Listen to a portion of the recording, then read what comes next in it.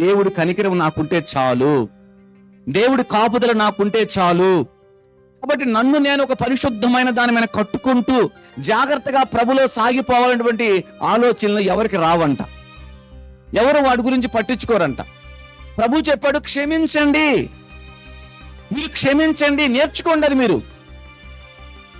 కానీ మనం మాత్రం క్షమించడం మాత్రము నేర్చుకోం. నేను అనుకుంటాను, అలాంటి వాళ్ళని చూసినప్పుడు అసలు వీరు నిజమైన మారు మనసే కాదు అనుకుంటాను నేను.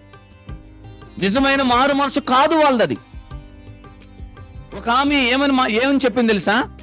ఊర్లో వారు అందరినీ క్షమించిందంట, కానీ వాళ్ళ ఆయన్ని మాత్రం క్షమించదంట. ఆమె ఊర్లో ఉన్న వాళ్ళందరినీ క్షమించే మనసు ఆమెకు ఉంది, కానీ వాళ్ళ భర్తను మాత్రం క్షమించే మనసు ఆమెకు లేదు. అప్పుడు ఆయన చెప్పాడంటే, అసలు నీకు క్షమించే మనసే లేదని చెప్పాడు. క్షమించే మనసు ఉన్నోడు వాళ్ళని ఒకలాగా వీళ్ళని ఒకలాగా క్షమించాడు, అందరినీ క్షమిస్తాడు. అవునా కదా? ఆమెకు నిజంగా క్షమించే మనసు ఉంటే భర్తను ఎందుకు క్షమించదు?